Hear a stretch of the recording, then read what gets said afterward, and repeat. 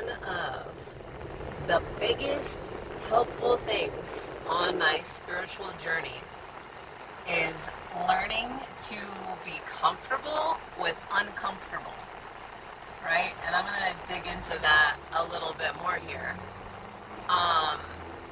So my eating habits.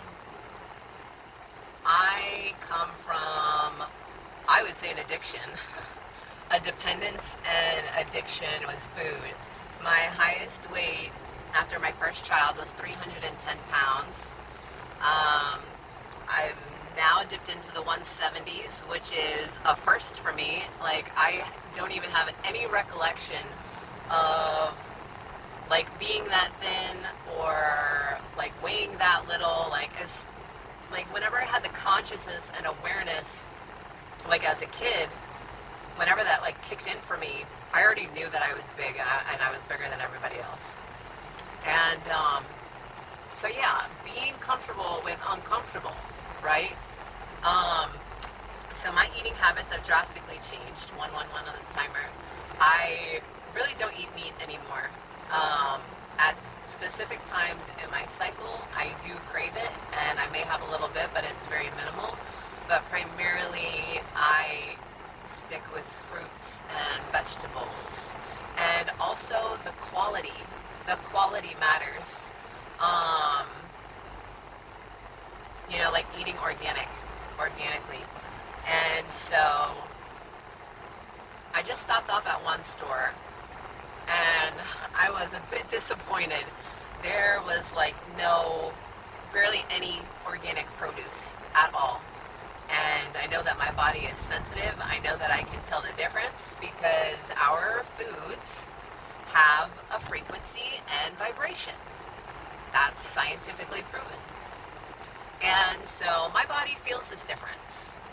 And, I want to honor that. So I went to the store, and, they had like nothing. 222 on the timer. I wasn't pleased at all. And being comfortable with the uncomfortable is like, I am starving right now. My stomach has that, very deep animalistic pit in it right now. And I just want to devour. I'm so hungry.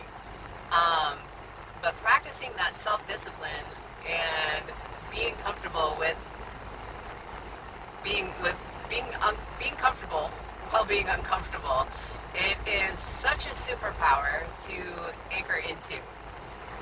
Because without this, that's where we find that we step off of our throne. We step out of integrity. We step away from our self-love and our self-care and, just ultimately the way that we love ourselves and where we set that bar at.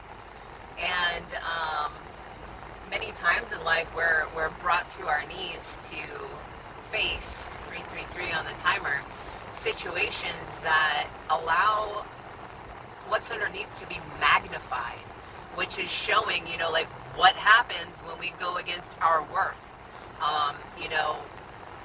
What we want, what we need, maybe even, on a deeper subconscious level, what we don't know that we need, but, it all comes up to the surface. And so, I walked out of that store. I said, no way. I'm not getting anything here. So I'm on my way to another store where I know for a fact that, this store is prided on its quality of food. And so I'm already expecting that when I go in there, I'm going to find much more of a plethora of healthy, conscious food. And, that was a choice in the moment, like I'm so hungry, I'm so starving. Do I settle on what's in front of me, or do I put that instant gratification and fulfillment to the side in order to move forward to get what I really want, right?